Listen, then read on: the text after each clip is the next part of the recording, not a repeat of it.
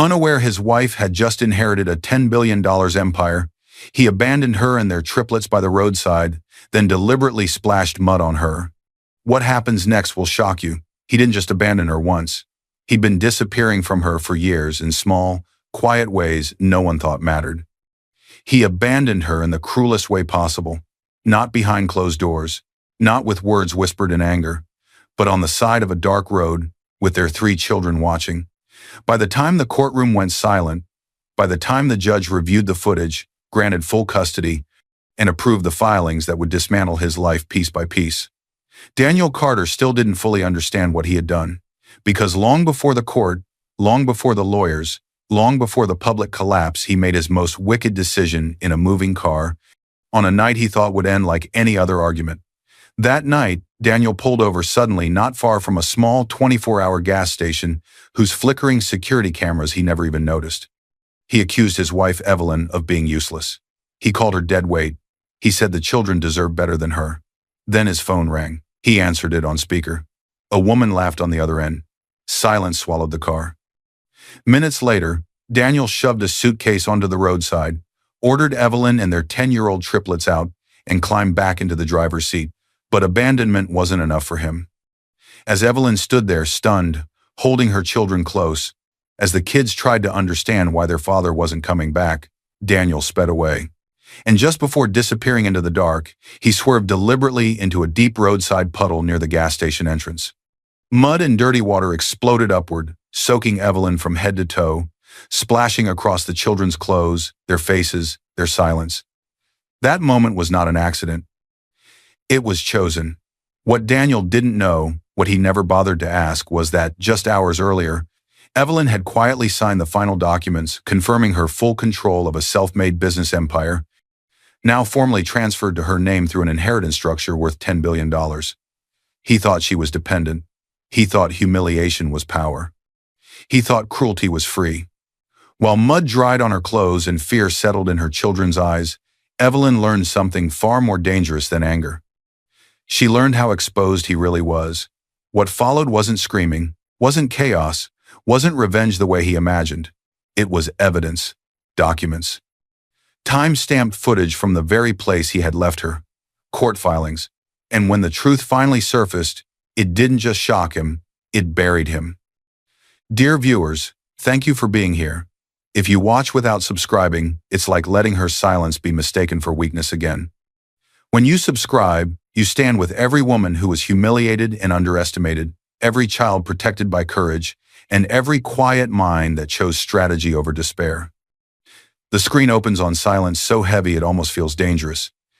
Evelyn Carter sat completely still at a small wooden desk in the corner of a modest rented home. The walls were thin. The furniture was simple. Nothing in the room suggested wealth. The only light came from a desk lamp with a flickering bulb. Its glow revealed a cracked laptop screen filled with numbers, rows of financial dashboards, international transfers, logistics maps, and silent alerts ticking upward. No shopping sites, no social media, no distractions, just control. Evelyn was 36 years old. To the neighbors, she was a tired wife and a stay-at-home mother. To her children, she was safety. To her husband, she was almost invisible. And to a network of companies spread quietly across borders, she was the final authority. She leaned forward, eyes sharp but calm, fingers moving with practiced ease. Every number made sense to her, every decision was measured. This wasn't a hobby. It was a system she had built long before anyone called her Mrs. Carter. A small notification blinked at the corner of the screen. Transfer documents received, pending court validation. Evelyn reviewed one last line, then entered a secure confirmation code. When the final alert settled and the status changed to submitted, she exhaled slowly, as if releasing a breath she had been holding for years. She closed the browser tab and minimized the dashboard, leaving only the cracked desktop behind. Beneath the desk was a locked drawer. Evelyn reached down and opened it with a small key she wore on a thin chain under her shirt. Inside were 3 things: a second phone unmarked, always silent unless it mattered; a stack of legal documents under a different last name, Evelyn Hale; and a simple gold ring, worn thin, engraved on the inside with 4 words, built, not inherited. The irony wasn't lost on her. The lawyers would call what she was about to receive an inheritance, but she knew every dollar had been built in years no one else had stayed up for. She touched the ring with her thumb, just once. Long before Evelyn became a wife, she had already built an empire. She had learned early that power survived longer when it stayed quiet and when it was shielded behind trusts, holding companies, and signatures no one else in the house bothered to ask about. The story of that power did not begin in comfort. Years ago, Evelyn had been a young woman sleeping in her car between warehouse shifts. She taught herself logistics by watching freight schedules. She learned coding through free online forums late at night, sitting in parking lots, using borrowed internet. She studied finance by reading discarded textbooks and asking questions no one wanted to answer. When her first company finally took shape, it wasn't glamorous. It solved one small supply chain problem others ignored, then another, then 10 more. She sold it quietly, took no interviews, and vanished before anyone could attach a face to the success. Her second venture was larger, smarter, hidden behind holding companies and silent partners. It scaled internationally, piece by piece, never drawing attention. Evelyn made sure of that. She watched powerful men boast, marry, and then lose everything: love, family, trust, because money changed how people looked at them. She promised herself she would never let that happen. When she met Daniel Carter, she never told him the full truth. Daniel was 39 then, ambitious, charming, and quietly insecure in ways he didn't yet understand. He worked in middle management and spoke often about potential and big breaks. Evelyn liked that he laughed easily. She liked that he didn't ask too many questions about her past, only enough to feel satisfied. Before they married, she insisted on a small, boring prenuptial agreement. She framed it as protection from old business complications under my maiden name, Hale. Daniel signed quickly, grateful she wasn't asking for anything from him. He never asked what, exactly, she was protecting. She chose love over exposure, silence over pride. And when they married, she locked Evelyn Hale away in paperwork and encrypted accounts. Now, years later, their triplets, Lucas, Noah, and Emma, were asleep in the next room. All three were 10 years old, born minutes apart. They were old enough to sense tension, old enough to notice silence, but still young enough to believe their mother could fix anything. Evelyn stood quietly and walked to their doorway. She watched them sleep, her expression softening. This was the part of her life she never regretted. Not once. Behind her, a door creaked. Daniel leaned against the hallway wall, phone in hand. His tie was loose. His face carried the familiar mix of irritation and distraction. "Why are you always awake?" he said, not unkindly, but not caring either. "You're always tired, Evelyn, and you don't even work." The words landed harder than he realized, only because they landed on the very night she had just confirmed paperwork that would quietly move a $10 billion structure fully into her control. Evelyn turned slowly to face him. She studied his posture, the way his eyes never lingered on her long enough to truly see her. She thought of the contract she had signed that week, the systems she kept running, the lives her decisions quietly supported. She said nothing. Daniel scoffed lightly, already distracted by a message on his phone, and walked away toward their bedroom. Evelyn returned to the desk. She closed the cracked laptop carefully. The screen went dark, reflecting her face calm, unreadable, steady. She slid the drawer shut and locked it. Somewhere on the second phone, out of sight, a new message appeared from a contact labeled Hale Trust, Legal. She didn't open it yet. In the silence that followed, one truth hung in the air, unseen and unspoken. Daniel believed his wife was weak, and very soon that belief would cost him everything. The morning did not begin gently. It began with noise, movement, and pressure, life pressing forward whether anyone was ready or not. Evelyn was already awake when the alarm rang. She moved through the kitchen with practiced urgency, packing lunches with one hand while flipping through homework pages with the other. 3 lunchboxes sat in a neat row on the counter, each labeled in careful handwriting, Lucas, Noah, Emma. The triplets, 10 years old, each different in ways that had nothing to do with minutes shuffled into the kitchen. Lucas, the oldest by birth order, was serious and observant. Noah was restless, always tapping his foot. Emma noticed everything but said little. Evelyn knelt to tie Noah's shoelaces, tightening the knot just enough so it wouldn't come undone. "Don't forget your math quiz," she said softly. "I won't," Noah replied, though his eyes flicked toward the hallway. Daniel Carter stood there, leaning against the wall, scrolling through his phone. His suit was pressed, his watch expensive, but his expression carried a constant edge of dissatisfaction that no new tie or promotion ever seemed to soften. He barely looked up. "Why is the kitchen always a mess in the morning?" he muttered, though nothing was out of place. Evelyn didn't answer. She never did when the comments were designed to land, not to start a conversation. She moved to Emma, smoothing her hair and adjusting the strap of her backpack. "You okay today?" Evelyn asked. Emma nodded, then hesitated. "Yes," she said quietly. Daniel sighed loudly, finally putting his phone down. "You know," he said, "other families manage mornings without all this chaos." Evelyn paused. Just for a moment. She believed love was shown in consistency. Daniel believed love was shown in convenience. The thought settled heavily in the air. As the kids gathered their bags, Evelyn handed Daniel his coffee. He took it without thanks, already distracted by another message lighting up his screen. The glow reflected in his eyes. A brief, private smile crossed his face before disappearing just as quickly. Evelyn noticed. She always noticed. As the door closed behind the children, the house fell into a quieter rhythm. Daniel adjusted his tie and glanced around. "You should think about doing something with your time," he said casually. "I mean, you're home all day." Evelyn nodded once. She did not remind him of the speaking invitations she had declined under her maiden name, the board meetings she had stepped away from, the long encrypted calls she took in silence after the children slept, under the name Hale that he never bothered to understand. A memory surfaced uninvited. A flashback of Evelyn standing alone in a quiet hallway years ago, phone pressed to her ear, listening to an assistant say, "They're asking if you'll take the role publicly, Miss Hale," and Evelyn answering, "No, not now. I've just gotten married." Another memory followed. Lucas struggling with reading. Emma crying at night, afraid she was too slow. Noah getting into fights because he couldn't explain himself. Evelyn chose to stay home with them. She always chose them over visibility. Daniel grabbed his jacket from the chair.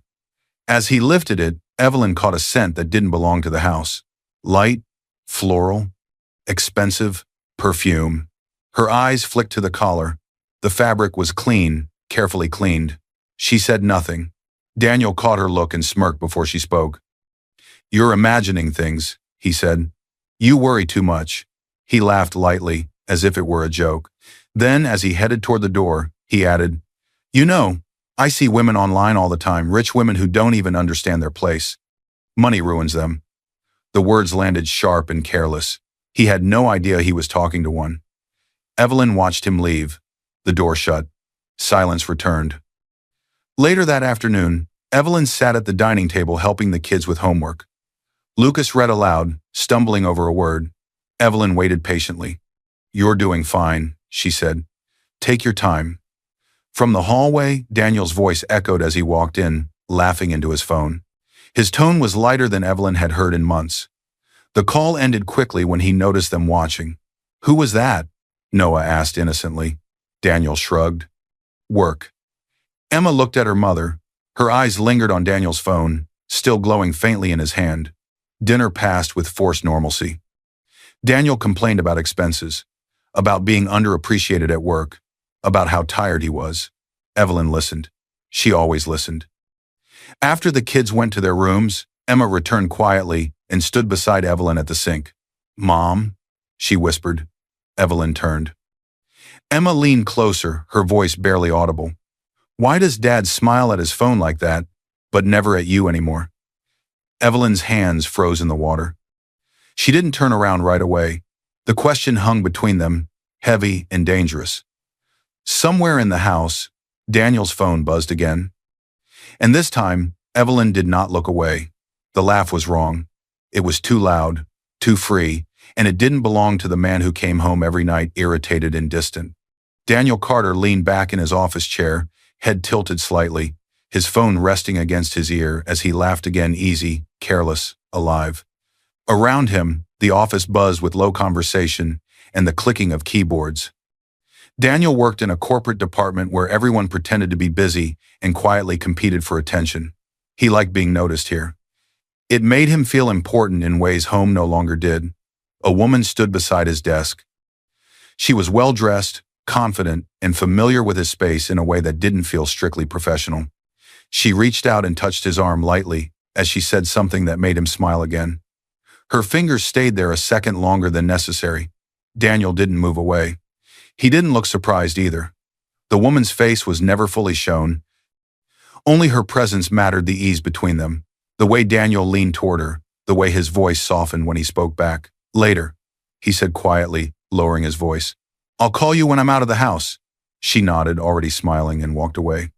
Daniel watched her leave, then glanced around quickly, as if checking whether anyone had noticed. Satisfied, he returned to his screen, his mood lighter than it had been in months. At home, the washing machine hummed steadily. Evelyn stood in the laundry room, folding clean clothes with slow, careful movements. Each item was folded neatly, placed into separate piles, one for each child, one for Daniel, one for herself. Daniel's phone lay on the counter beside her. He had left it there in his rush that morning, trusting she would charge it like she always did. Evelyn did not pick it up. She had learned long before marriage that truth always revealed itself when you stopped chasing it and let it run out of places to hide. The phone vibrated. Once. Then again. The screen lit up. Evelyn glanced down without touching it. A message preview appeared across the screen. I can't keep pretending you're unhappy. Her breath caught just slightly. She read the sentence again, letting it settle. There was no full name, no photo, just an initial where a contact name should be. Evelyn looked away. She folded the last shirt and placed it carefully on the pile. Her hands were steady, her face showed nothing. In her mind, patterns began to form. Daniel's irritation at home, the sudden complaints about money, the unfamiliar perfume, the smiles he no longer shared with her but saved for someone else. She had seen this before, not in her own life, but in the lives of powerful men she had once worked alongside as Evelyn Hale. Men who believed they deserved admiration simply for existing. Men who grew restless when their reflections stopped praising them. Evelyn wiped her hands on a towel and pushed the phone slightly farther away. She did not open the message. Not yet. That night, Daniel came home late.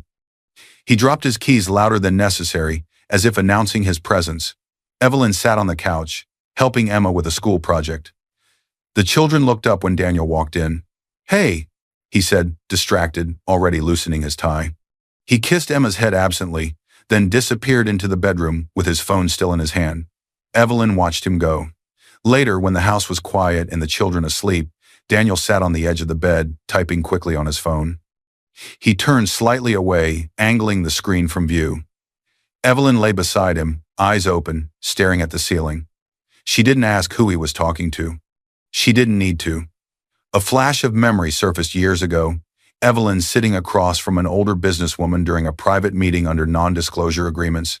The woman had said, "When a man starts lying to himself, the lies spill everywhere. Your job is not to chase them. Your job is to wait." Evelyn had remembered that advice ever since. The phone buzzed again. Daniel smiled. Evelyn noticed. The next day, Daniel left early, unusually cheerful. In his rush, he forgot his phone again. This time, Evelyn picked it up. She didn't unlock it. She didn't scroll. She didn't invade. She simply looked at the notifications stacking on the lock screen. Messages, missed calls, the same initial, the same tone.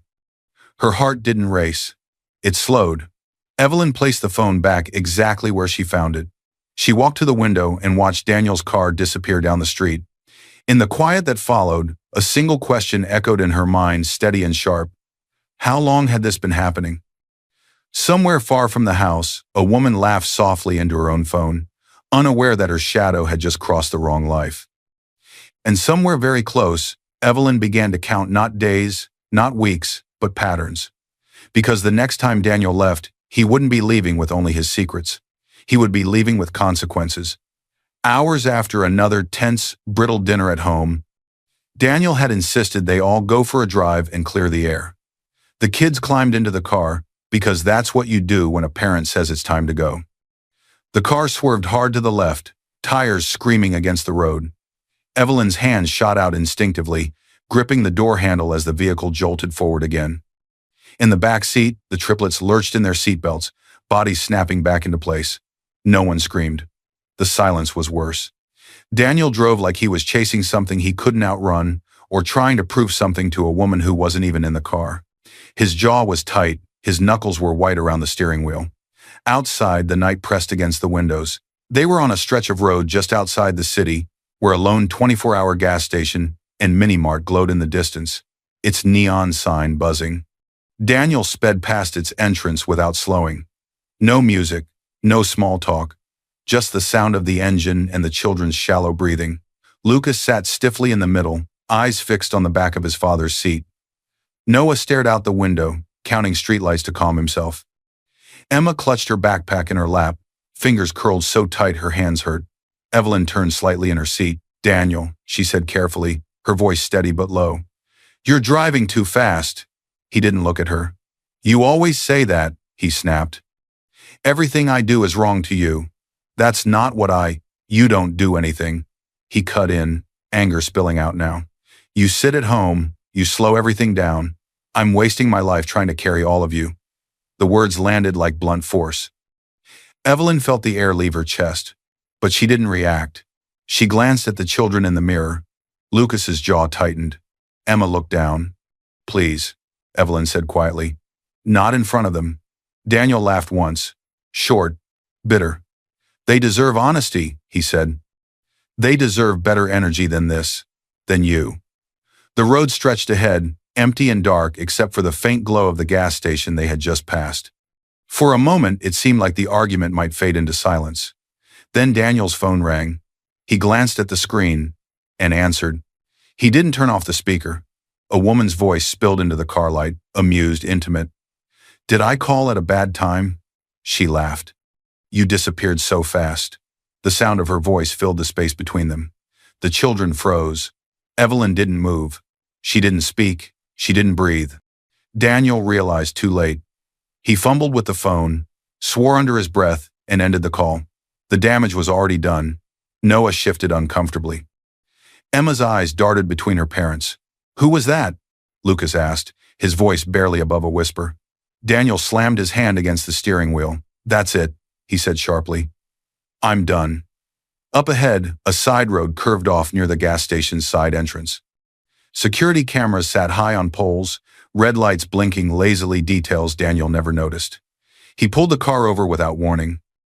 Gravel and loose asphalt crunched loudly beneath the tires as the car skidded to a stop at the edge of the lot, just inside the camera's view. Evelyn turned to him fully now. "Daniel," she said, her voice still calm, though her heart was pounding. "This isn't the time. Let's go home. We can talk." "There is no home," he snapped. "Not with you." He jumped out of the car and yanked open the trunk. The night air rushed in, cold and sharp. He grabbed a suitcase and threw it onto the ground at Evelyn's feet. "Get out," he said. "All of you." The children stared at him in disbelief. "Dad?" Emma whispered. Daniel didn't look at her. Evelyn stepped out of the car slowly, placing herself between him and the children. "Daniel, stop," she said. "They're scared." "This isn't who you are," he scoffed. "You don't know who I am anymore," he said, "and I don't want this life." She tried one last time. "We can fix this," she said quietly. "For them." Daniel slammed the trunk shut. "I'm choosing myself," he said, like a line he had rehearsed. Evelyn turned back to the children. "Stay close to me," she said softly. Daniel got back into the car without another word. The engine roared to life. For a brief second, it seemed like he might hesitate, like he might look back at their faces framed in the harsh parking lot light. He didn't. As the car sped away, Daniel swerved deliberately toward a deep puddle at the edge of the road where the gas station's runoff collected. Water and mud exploded upward, drenching Evelyn and the children in a cold, filthy wave. The force knocked Emma backward. Noah gasped. Lucas clenched his fists, too stunned to move. On the gas station building, a security camera caught everything. The stop, the suitcase, the children, the splash. Another camera above the pumps captured the angle of his license plate as he drove off. The car disappeared into the night. Silence rushed in behind it. Mud dripped from Evelyn's hair, her coat, her hands. She stood there, soaked and shaking, her arms instinctively wrapping around the children. Cruelty didn't need anger. Sometimes it just needed permission. The road was almost empty. Distant headlights passed far away on the main highway. The gas station windows glowed, but no one stepped outside yet. Emma's lip trembled. "Mom," Lucas said slowly, his voice breaking as he looked up at her. Are we homeless now?" Evelyn looked down at her children, their faces streaked with mud and fear under the buzzing security lights. She opened her mouth to answer. And somewhere deep in her bag, the second phone began to vibrate softly once, then again. She didn't reach for it yet. First, she tightened her grip on her children, because the night wasn't finished with her. Not yet. The bathroom door of the gas station slammed shut behind them. Evelyn locked it with shaking hands, then leaned her back against the cold metal door, as if it were the only thing holding the world together. The fluorescent lights above flickered harshly, humming like they might go out at any moment. After Daniel's car had vanished, she had made 3 choices in quick succession. Hold the children, grab the suitcase, walk toward the only light she could see. The gas station wasn't far. 10 minutes on foot felt like an hour, but the path was lit enough to keep the kids moving.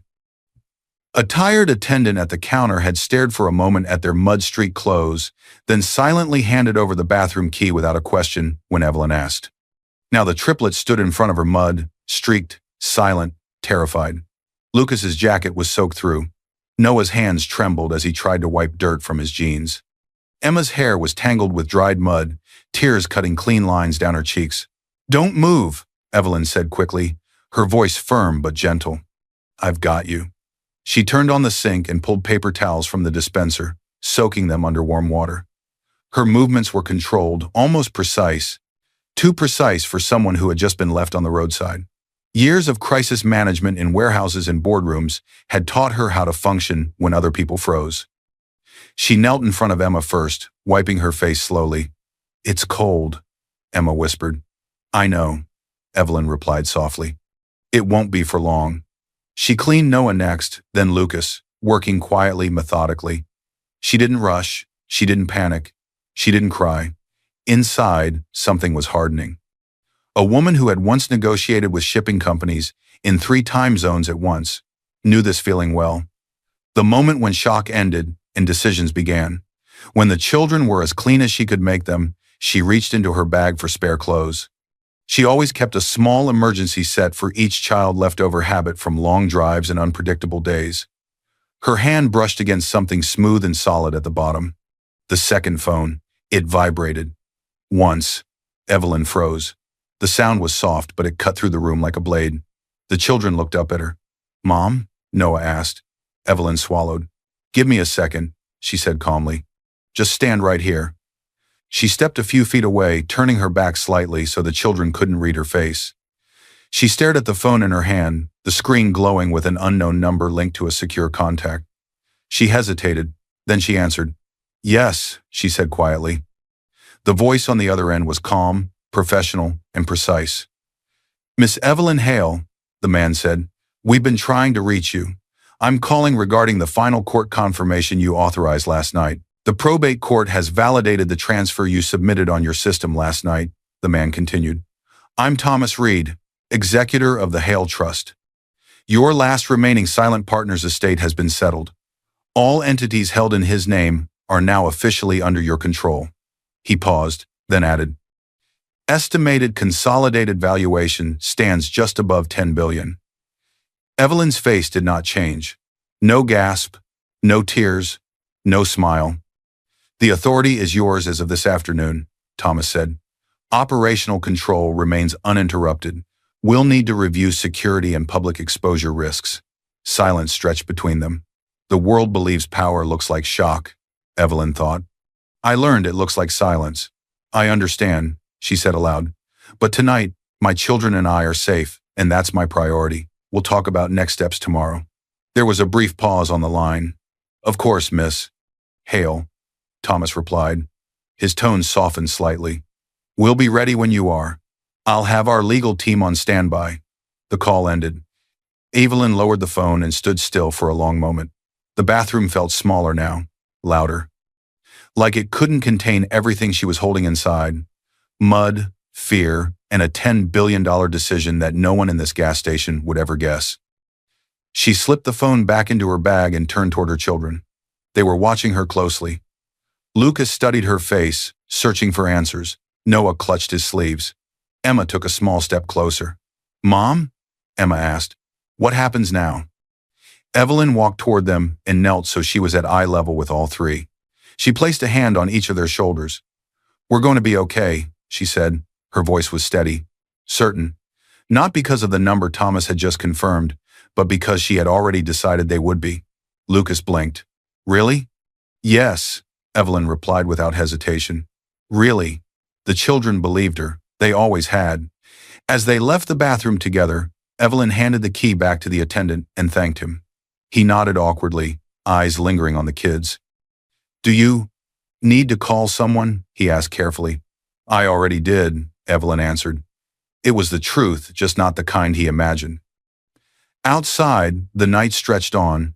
Unaware that something had shifted, Evelyn tightened her grip on her bag as they walked toward the road to flag a taxi to the nearest motel. Because the next time her second phone rang, it wouldn't be about survival. It would be about preparation. The motel door slammed shut with a hollow sound that echoed too loudly in the small room. Evelyn stood just inside, her chest rising and falling once, sharply, as if her body was only now realizing how close it had come to breaking. The air smelled faintly of disinfectant and old carpet. A flickering lamp buzzed overhead. 3 narrow beds lined the wall. The triplets were already asleep. Lucas lay on his side, one arm stretched protectively across Noah's pillow. Noah's brow was still tight, even in sleep, like his mind refused to rest. Emma clutched her backpack against her chest, fingers curled around the strap as if afraid it might disappear. They had made it here by taxi from the gas station, the same station whose cameras had watched their humiliation in silence. The attendant had quietly dialed a cab when Evelyn, still soaked in drying mud, asked if there was a motel nearby that took cash. They were exhausted, emotionally empty. Children forced to grow up too fast in a single night. Evelyn sat slowly on the edge of the nearest bed. Her coat was draped over a chair, still faintly marked with mud. She didn't brush it off. She didn't care. For the first time since the roadside, she let her shoulders drop. The silence pressed in. At the front desk earlier, the motel clerk, a young man with tired eyes and a polite voice, had avoided asking too many questions. He took the cash, handed over the key, and looked away when he noticed the children's clothes. "Rooms on the first floor," he'd said quietly. "If you need extra blankets, just call. Don't worry about the hour." Evelyn had thanked him. She always did, even when the world felt undeserving.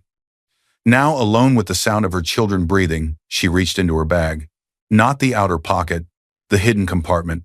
Her fingers closed around smooth metal. She pulled out a sleek, unmarked laptop, thin, almost anonymous. It wasn't the cracked one Daniel saw at home. This was the one he didn't know existed. The one that never connected to the home Wi-Fi. She placed it on her lap and opened it. The screen came to life instantly. Logins, dashboards, global maps. Data streamed in clean, organized lines, supply routes, financial summaries, secure alerts from different time zones, everything running, everything waiting. Not a single notification referred to Daniel. Evelyn exhaled slowly.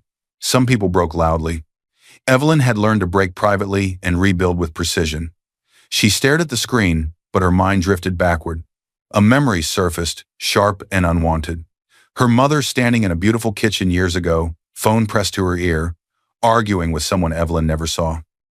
Her mother's voice had been cold, clipped, successful, powerful. When the call ended, the house had been silent. Later that night, Evelyn overheard her father say, "You changed." Her mother replied, "No, you just finally saw me." The marriage hadn't survived the year. Another memory followed. A younger Evelyn sitting across from her mentor, an older woman who had built and lost and built again. They were alone in a quiet office, papers spread between them with numbers that didn't scare either of them. "Money reveals people," the woman had said calmly. "It never improves them. If you ever marry, don't put your entire self in their hands, not even if they're kind. Especially not if they need to feel bigger than you." Evelyn had taken that lesson and buried it deep. That was why she had stayed quiet. Why she had chosen Daniel without telling him the full truth. Why she had built walls between her power and her heart. She had believed love could exist without imbalance if she made herself smaller. She had been wrong. Evelyn's gaze shifted from the screen to her children. Lucas shifted in his sleep, murmuring something unintelligible. Noah rolled onto his back, one hand twitching. Emma's face was peaceful now, her earlier fear finally giving way to rest. Evelyn reached out and brushed a strand of hair from Emma's forehead. "I'm sorry," she whispered. "Not for leaving Daniel, not for surviving, but for choosing silence for so long that they had to witness its consequences." She straightened, her spine aligned, her breathing slowed. The woman who had stood on the roadside soaked in mud was gone. In her place sat someone older, sharper, awake. Evelyn's fingers moved across the keyboard. She logged into secure channels, confirmed that the Hale Trust transfer shown as validated in Thomas Reed's call was reflected across her accounts, and set temporary internal safeguards, nothing that touched Daniel, nothing dramatic, just security. Then she opened a contact list. At the top was a name she had not used in years, under a group labeled Legal Priority: Marissa Cole, Family and Civil. A specialist she had once quietly advised from the shadows as Evelyn Hale, when other women needed protection and didn't know where to start. Evelyn hovered her finger over the contact. Outside, a car passed by on the highway, its headlights briefly slicing through the thin curtains before disappearing into the dark. Inside the room, the children slept on, unaware that their mother was no longer waiting for answers. She clicked the contact. A secure email window opened. Evelyn began to type, "Marissa, it's Evelyn. I need an emergency consultation. Domestic abandonment with minors, last night, gas station. Likely video evidence. I am ready to use my name." She hit send. Then, with a smaller, older phone, the second phone from her drawer, she left a short, precise voicemail on Marissa's encrypted line. "Marissa, it's Evelyn Hale. I've stayed quiet for years. I can't anymore. Call me as soon as you're able." She ended the call. Somewhere across the city, in a dark apartment, another phone began to ring and buzz, this time not hers. Because the next voice Evelyn spoke to would not ask what happened. It would ask what she wanted to do about it. The door closed with a soft click that sounded final. 2 days had passed since the roadside.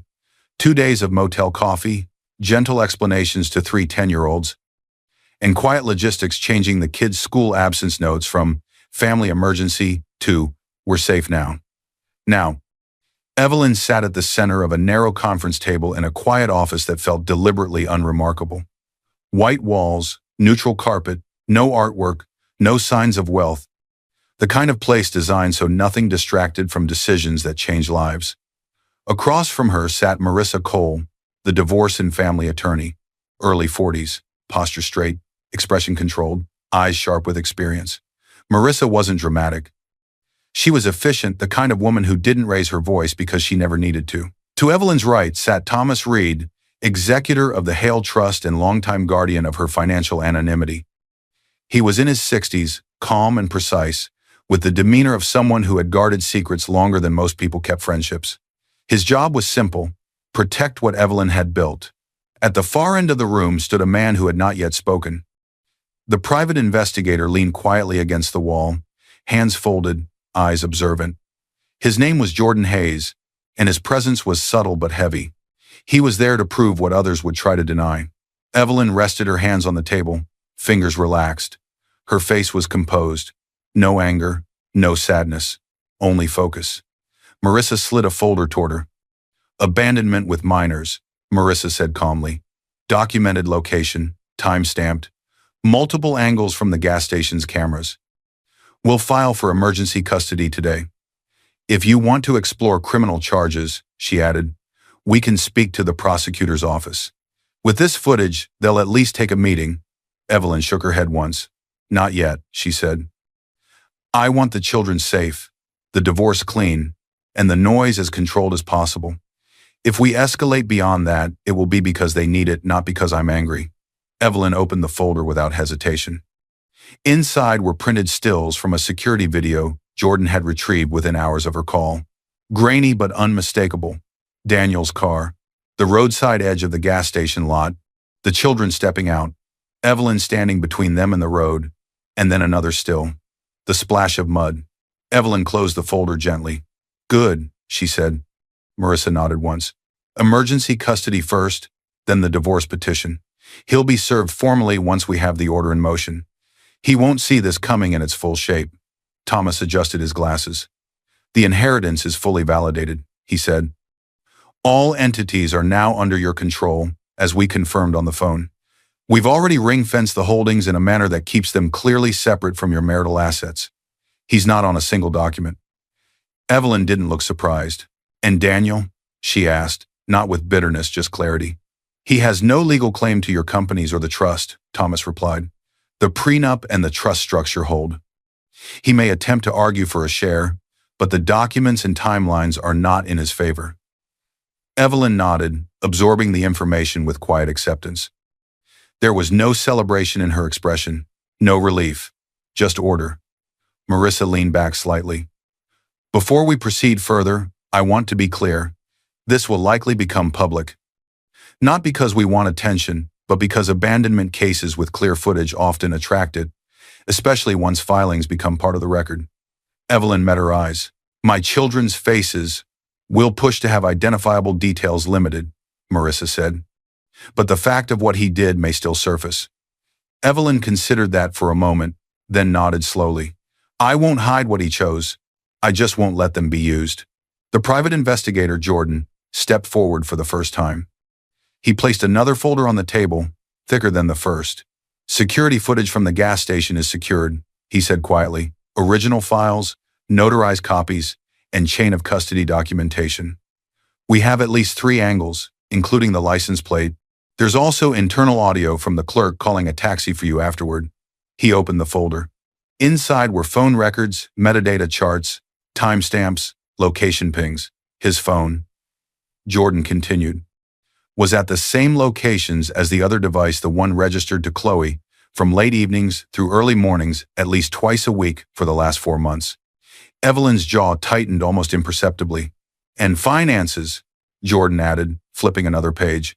He's been diverting small but consistent amounts from the joint account to a separate account, then using that card for hotel stays, restaurants, and transfers that line up with his meetings with her. Nothing enormous individually, but the pattern is clear. Marissa nodded. That helps establish intent and misconduct. Evelyn closed her eyes for just a moment. She remembered Daniel complaining about money, about being underappreciated, about sacrifice. The lie had never been poverty. It had been entitlement. She opened her eyes again. Proceed, she said softly. The word landed with more weight than any anger. Marissa began organizing the documents, already planning next steps, slotting each piece of evidence into the right motion, the right affidavit. Thomas checked his watch, then looked back at Evelyn. There will be reactions, he said carefully. From him, from his employer, from people who only know one side of the story. I know, Evelyn replied. I'm not afraid of reactions. I'm afraid of staying where we were. She stood, smoothing the front of her coat.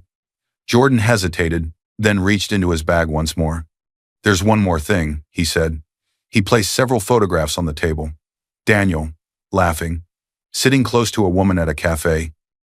Her face turned just enough to be recognizable now, her hand resting on his arm. Another image, Daniel and the same woman entering a small hotel lobby. The timestamps lined up with the phone data. The intimacy was unmistakable. Evelyn looked at the photos.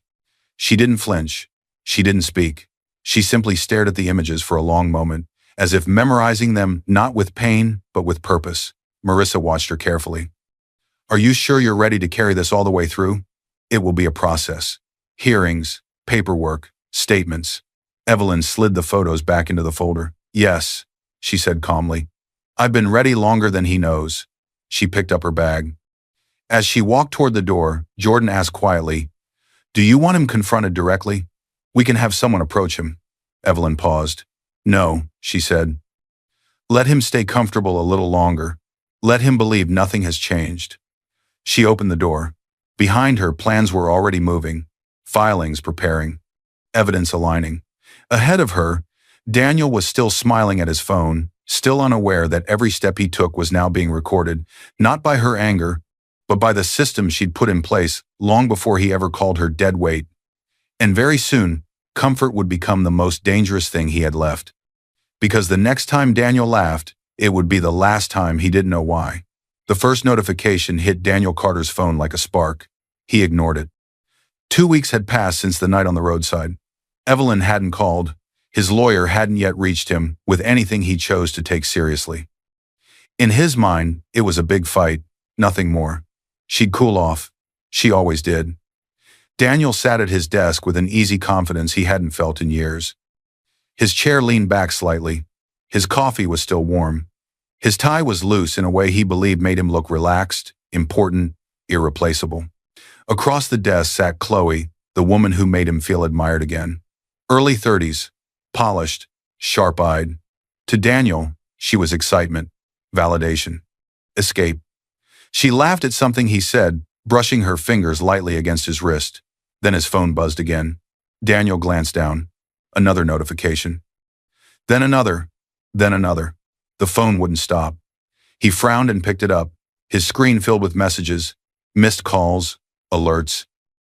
Group chats lighting up faster than he could read them. Some from colleagues, some from numbers he didn't immediately recognize. "What is that?" Chloe asked, her smile fading. Daniel opened one message at random. It was a link. He tapped it, his face drained of color. On the screen was a still image pulled from security footage. Grainy, but unmistakable. His car, the edge of the gas station lot, the roadside. His children stepping out. Below it, bold text was already spreading on social media and in local news snippets. Father abandons children on roadside after argument. Gas station footage leaked. Daniel's breath caught. "That's not," he started. The phone vibrated again. Another headline appeared in a different app. Camera shows man driving away. Leaving family behind. Chloe leaned closer, her eyes scanning the screen. Her body stiffened. "This is real?" she asked sharply. Daniel scrolled frantically. Comments were already pouring in. Thousands. Anger, shock, disbelief. Parents tagging each other. Advocacy pages sharing the clip as a warning. Someone had slowed the footage, zoomed in, replayed it with captions. Then came the second clip. The mud, water and dirt exploding across the frame. 3 small figures recoiling. A woman standing between them and the road. Chloe pulled her hand away from Daniel's arm, as if burned. "You said she was dramatic," Chloe said quietly. Her voice was no longer playful. "You said she made things up, that you were trapped." Daniel swallowed hard. "I didn't know there were cameras," he said. "This is being taken out of context. She's obviously..." He stopped. Even he heard how weak that sounded. Chloe stared at him. "You drove away," she said, "with your kids standing there." Daniel looked around.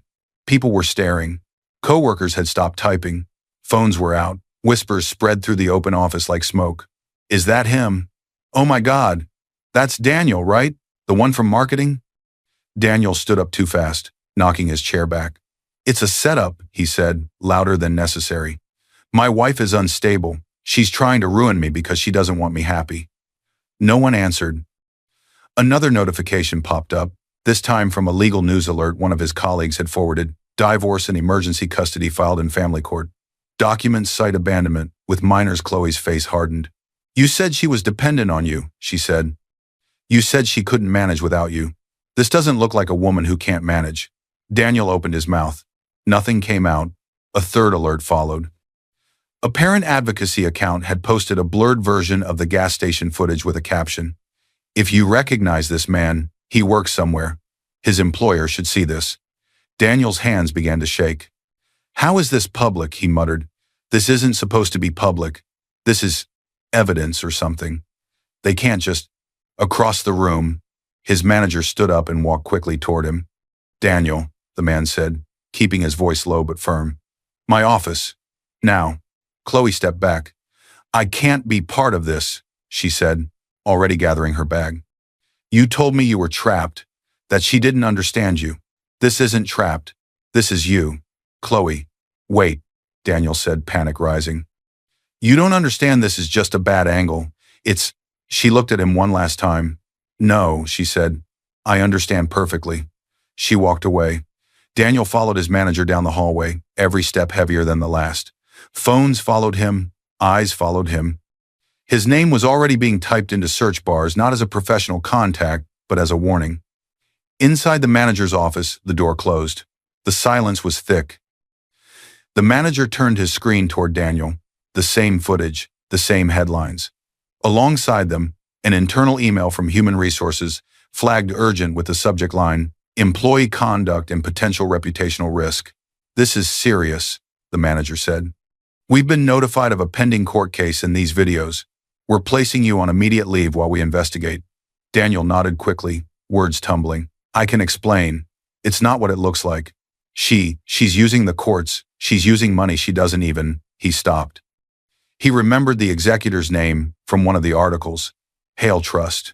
Something twisted in his stomach. The manager didn't respond to his excuses. Outside the building, notifications continued to spread, shares multiplied, opinions hardened. Far away, in a quiet rented space Daniel had never bothered to learn the address of, Evelyn sat with her children, her phone face down beside her. She did not watch the footage. She didn't need to. She knew exactly what had been released and by whom. Jordan had sent a copy to Marissa. Marissa had attached it to emergency filings, and somewhere along the way, a blurred version had found its way into public hands. Not at Evelyn's request, but not against her wishes either. The truth was doing what it always did when given space. It was moving faster than lies. Back in the office, Daniel wiped his forehead. When can I come back to work? He asked nervously. The manager didn't answer right away. He reached for the phone on his desk instead. Human Resources, he said into the receiver. Yes, he's here. We need to finalize the suspension notice, effective immediately. Daniel didn't hear the rest, because the door was still closed. And for the first time, Daniel Carter understood something too late. Comfort disappears quietly, and consequences do not. The courtroom doors closed with a sharp sound that echoed through the room like a warning. Everyone fell silent.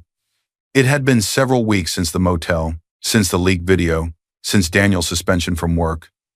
The public noise had started to fade into the background. What remained was this room, this day, and the people who had authority to decide what happened next. Daniel stood stiffly beside his lawyer, his suit pressed but wrinkled at the shoulders, his face pale from nights without sleep. He kept adjusting his tie, then his cuffs, then his hands. Nothing felt right anymore. Across the room sat Evelyn. She wore no jewelry, no bright colors. Just a simple blouse and jacket, a calm expression, and steady posture. She sat beside Marissa, hands folded neatly in her lap, eyes forward. The triplets were not present. This room was not for children. The judge entered. All rise. Everyone stood. Everyone sat. The air felt heavy, tight, like the room itself was holding its breath. The judge nodded toward the screen. Let's begin with the evidence submitted by petitioner's counsel, they said. The lights dimmed slightly. The footage began to play. First, the roadside at the edge of the gas station lot. Daniel's car stopped abruptly. The trunk opened. A suitcase hit the ground. Evelyn stepped out, placing herself in front of the children. The triplets stood close together, confused, frozen. The courtroom remained silent. Then came the second clip. The mud.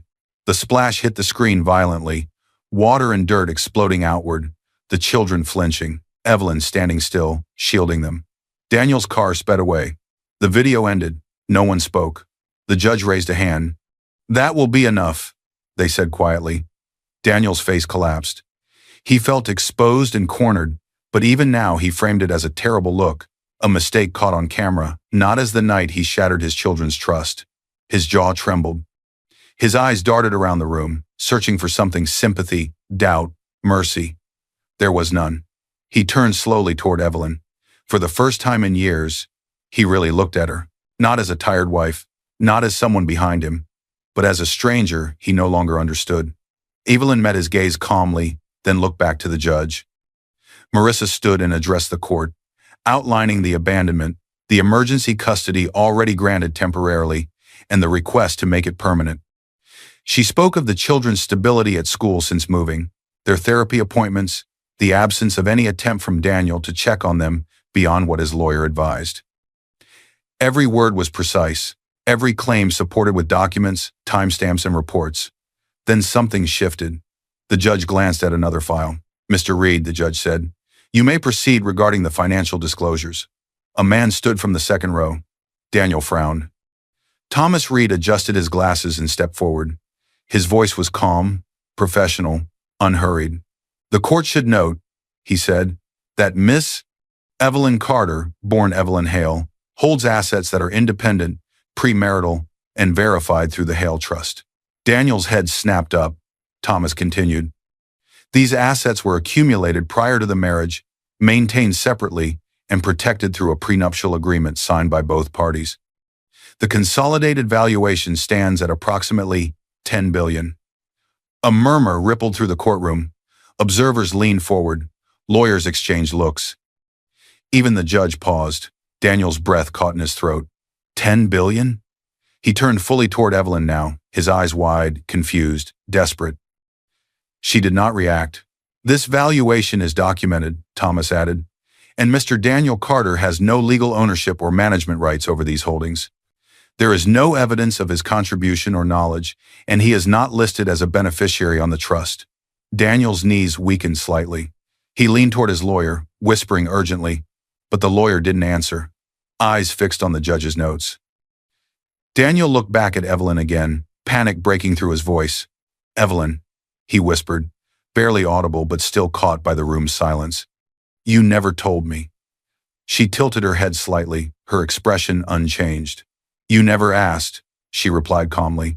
A few people shifted in their seats. The words were not cruel, they were factual.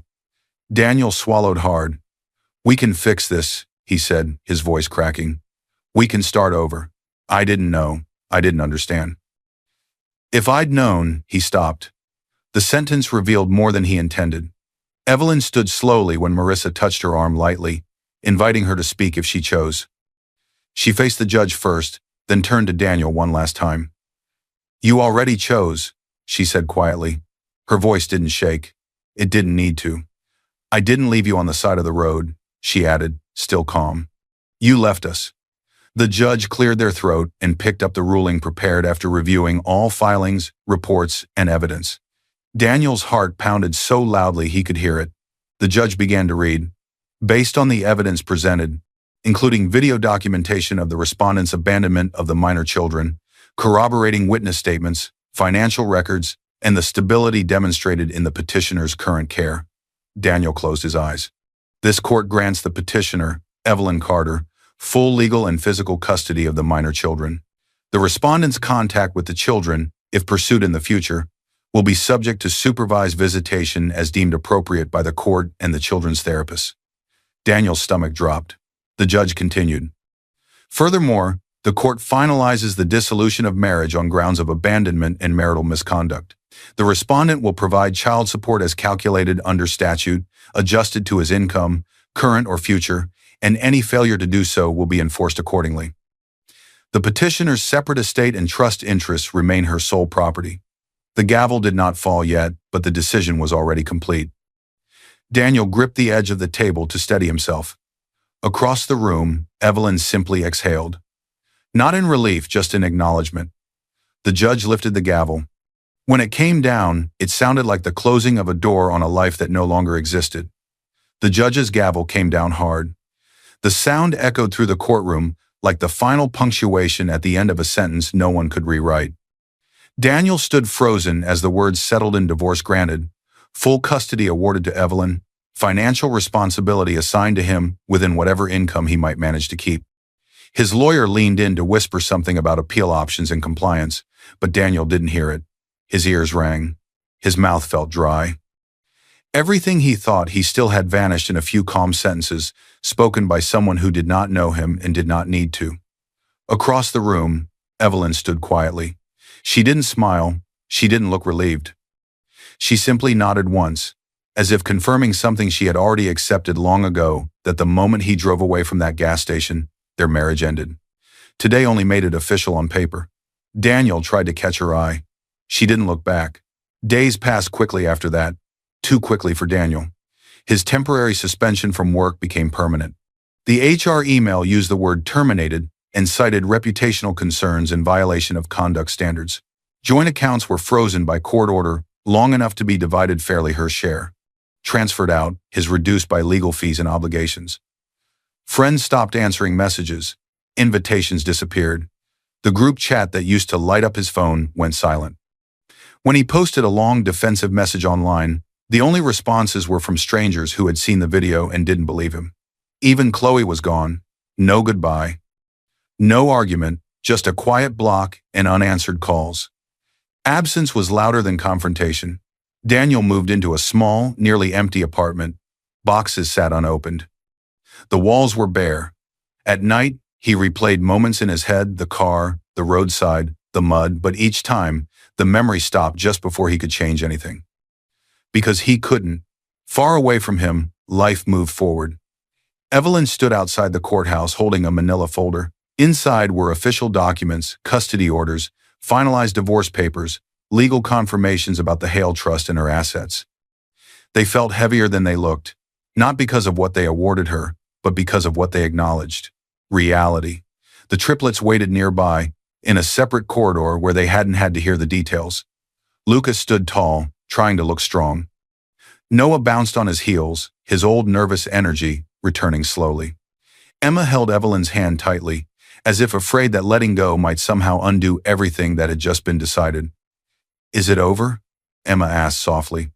Evelyn knelt in front of them. "Yes," she said, "it is." They didn't cheer, they didn't celebrate, they simply breathed. Later that day, Evelyn packed their few remaining things from the modest house they once shared. The landlord didn't ask questions when she ended the lease early. The car she used was still the same one Daniel had always thought they could barely afford. There was no rush, no drama, just quiet movement. As they drove, the road opened ahead wide, clear, filled with light, not leading to a palace, not leading to revenge, just forward. Evelyn glanced at the rearview mirror. The children were talking softly now. Normal things, school, food, a dog they wanted someday. Whether they could repaint their new room's walls. She listened, letting their voices settle her. For the first time in a long while, her shoulders relaxed. Power hadn't saved her. Dignity had. That night, in a new place that felt open and clean, a rented home in a safer neighborhood, chosen not to show off but to keep them steady, Evelyn unpacked slowly.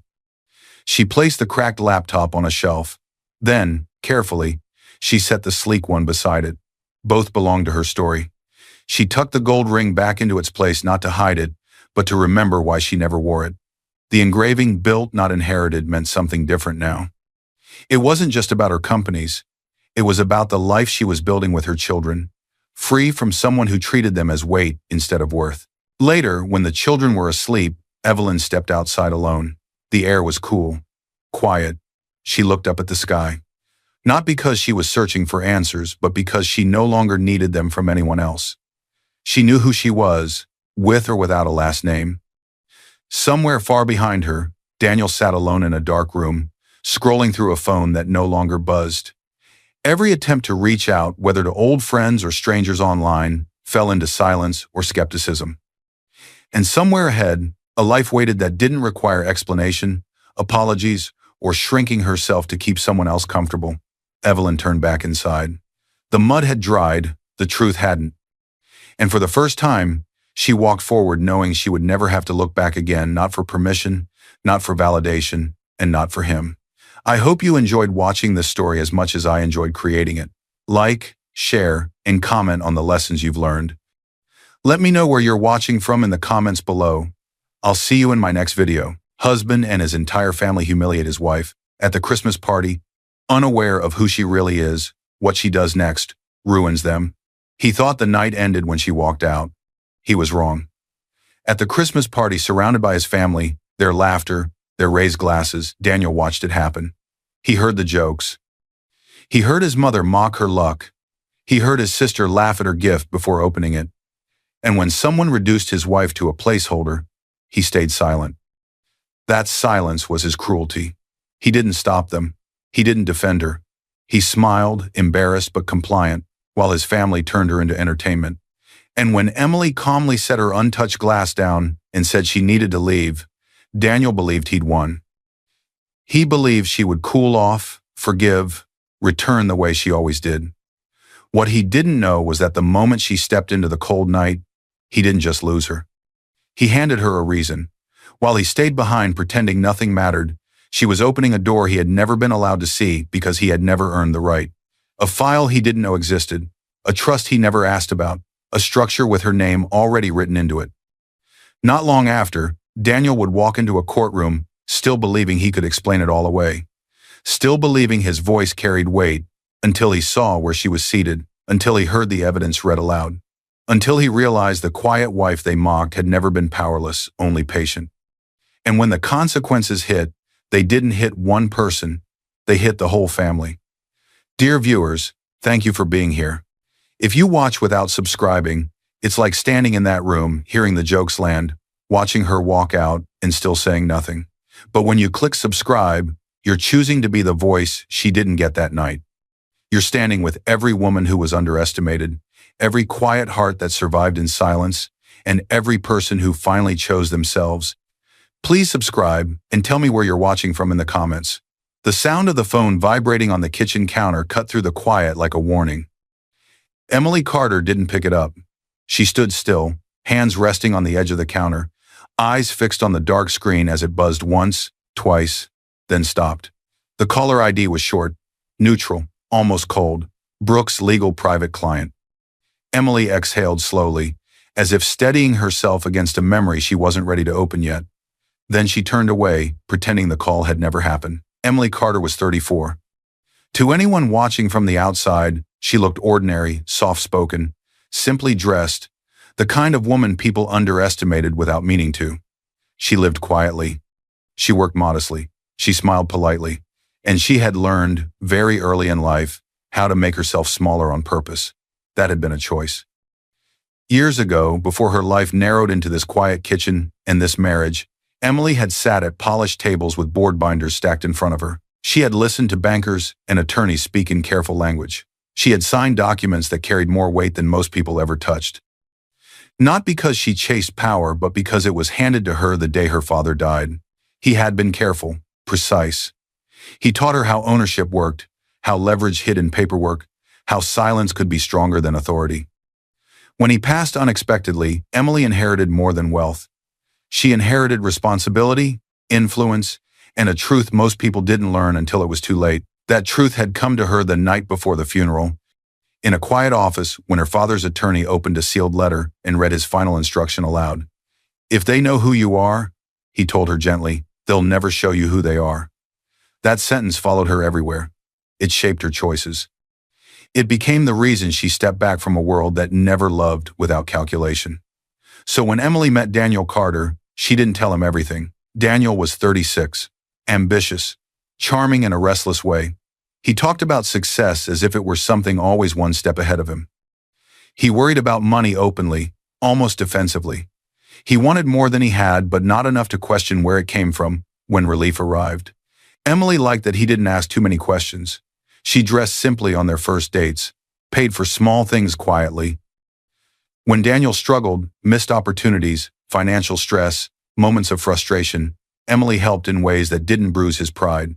Not flashy, not obvious, just steady.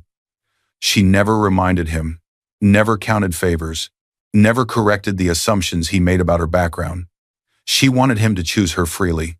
When they married, she carried that choice into their life together. She believed love didn't need witnesses.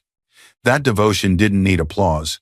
She believed the best relationships were built in private moments no one else ever saw. Daniel said he liked that about her.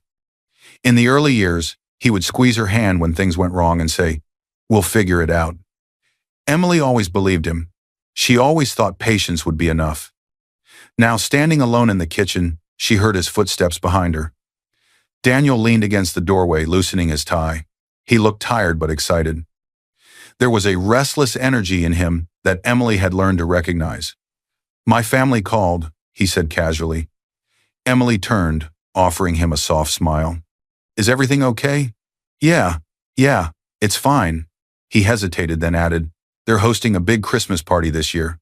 Really big. Everyone's coming." Something flickered in Emily's chest. Not fear, not excitement, just awareness. "That sounds nice," she said. Daniel rubbed the back of his neck, avoiding her eyes. "It's kind of important to them. You know how they are." She nodded. She did know. He hesitated again, then laughed lightly, as if trying to soften what came next.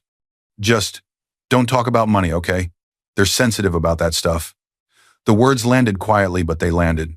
Emily didn't argue. She didn't question him. She didn't remind him of anything she had done, or hidden, or sacrificed. She simply smiled again. "Of course," she said. Daniel relaxed instantly, as if a problem had been solved. He leaned in, kissed her cheek, and walked away, already distracted by something on his phone. Emily stayed where she was.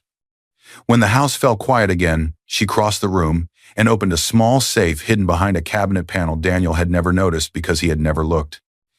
Inside was a thin, locked folder, unassuming, ordinary to anyone else. But Emily knew what it was. Personal trust summaries, marriage documents, a sealed envelope labeled, "If needed." She didn't open it. She closed the safe gently, as if the papers inside were sleeping. Emily returned to the counter, her eyes drifting back to the phone. The missed call from Brooks Legal still sat there, unanswered. She knew she couldn't keep pretending forever. She just didn't know yet that Christmas would decide everything.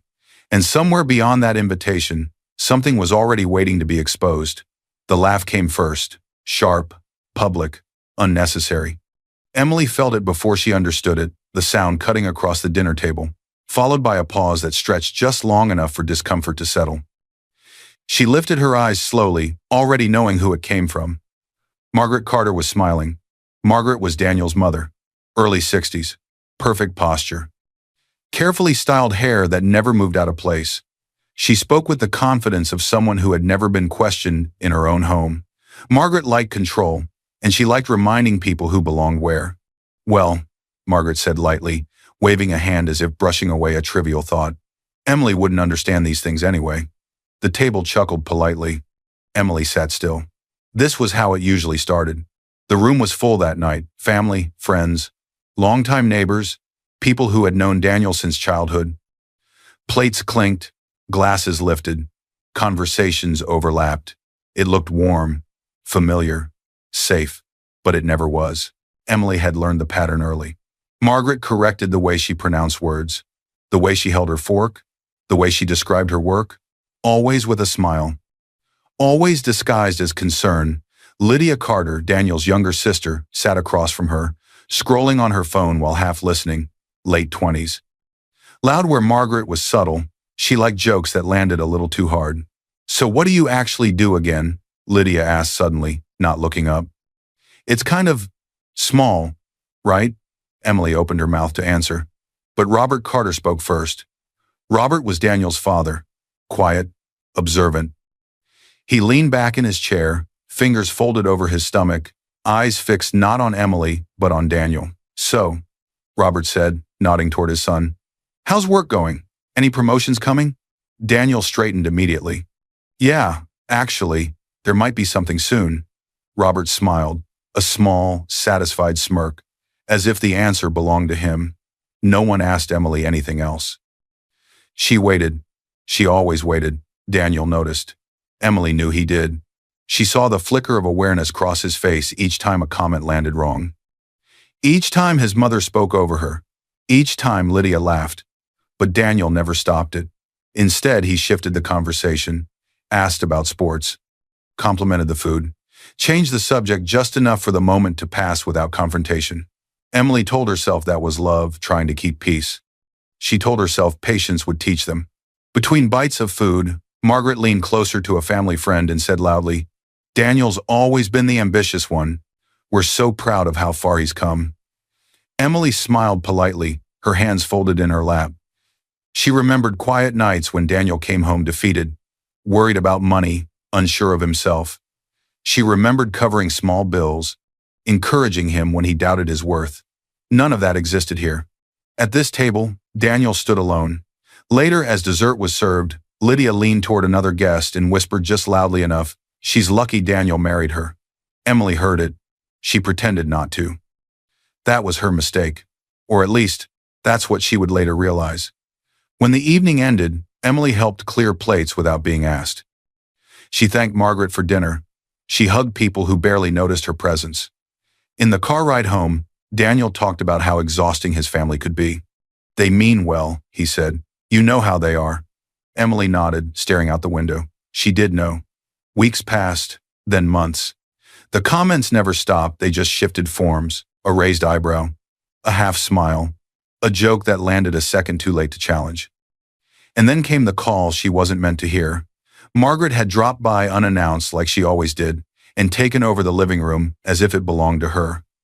Margaret stood in the living room one afternoon with speakerphone on, her voice loud and animated because Margaret never spoke as if privacy mattered. "We're hosting Christmas this year," she announced proudly. "A real one. Everyone important will be there." Emily folded laundry down the hall, half hidden behind the doorway, listening without moving. Margaret continued, "It's time we do something proper. To remind people where we stand." Lydia laughed in the background. "This Christmas is going to put her in her place." The words slipped out casually. Too casually. Emily's hands froze mid-fold. She didn't look up. She didn't react. She didn't let anyone see the moment land. But her fingers tightened around her wedding ring until it pressed painfully into her skin.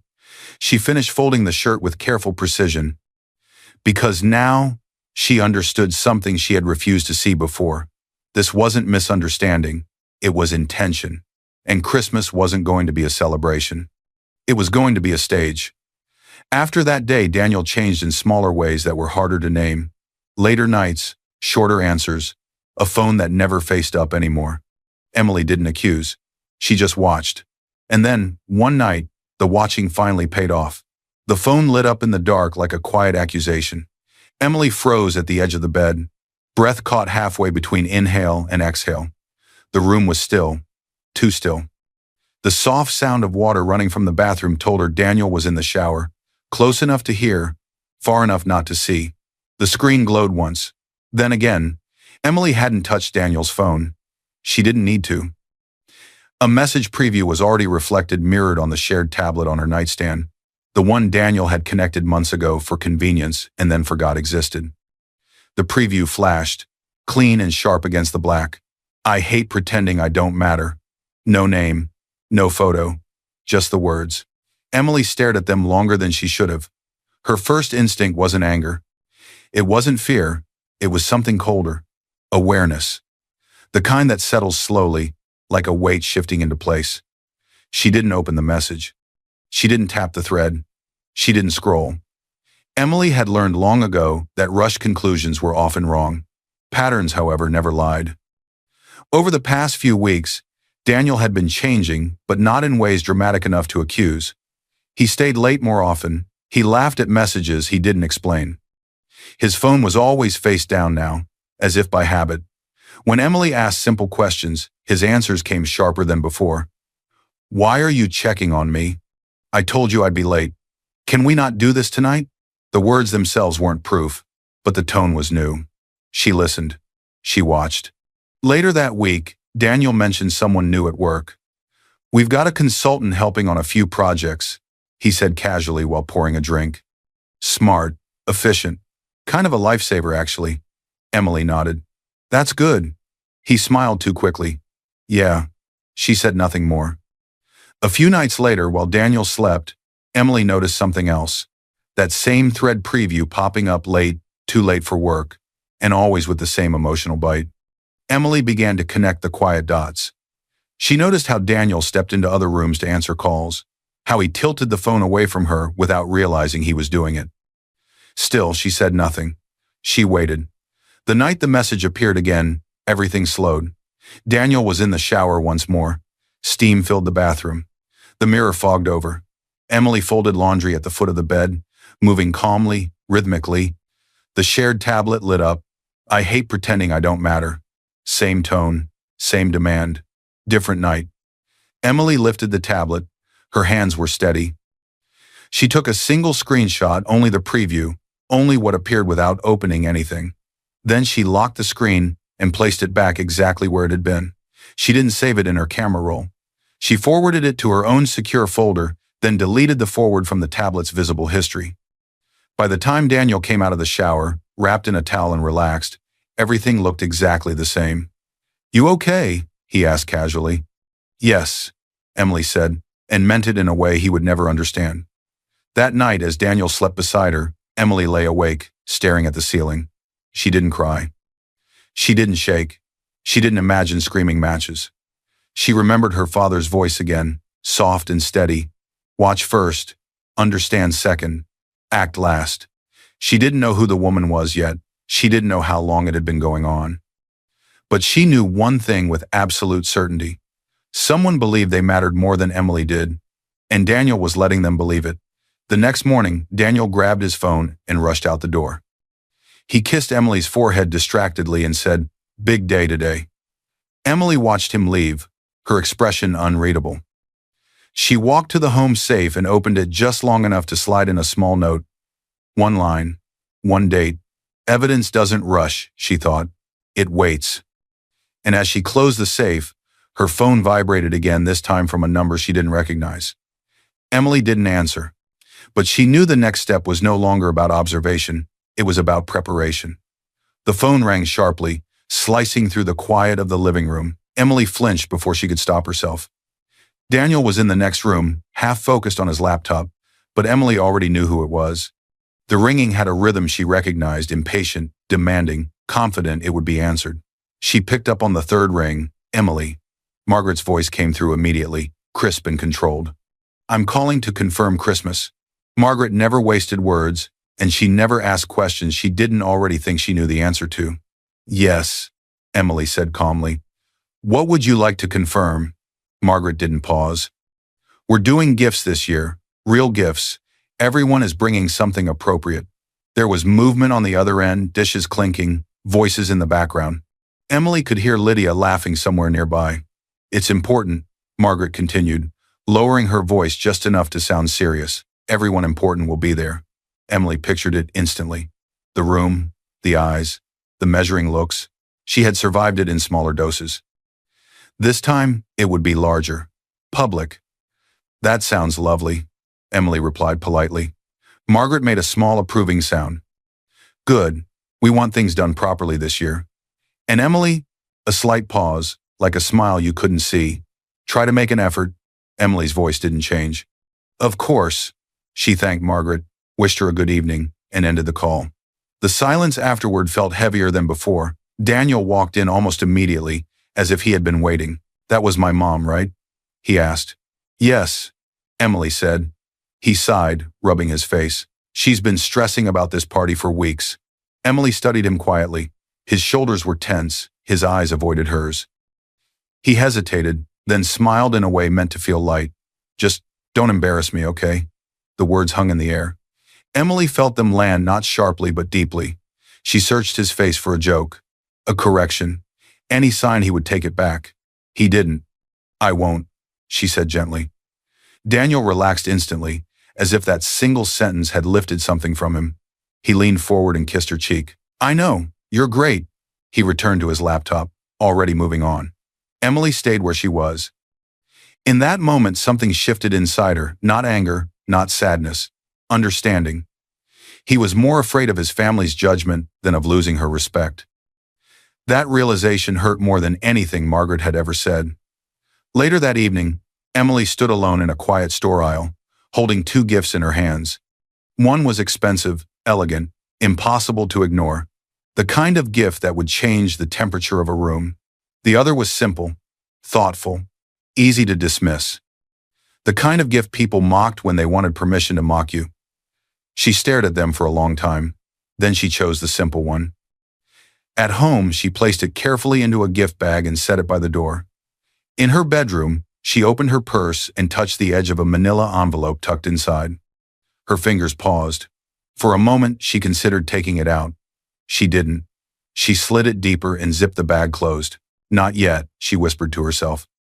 That night, as Daniel slept, Emily sat at the edge of the bed, turning her wedding ring slowly around her finger. She thought about every dinner she had smiled through, every moment she had waited for anyone to speak up. Then her phone vibrated softly. She didn't ignore it. A voicemail, calm and professional.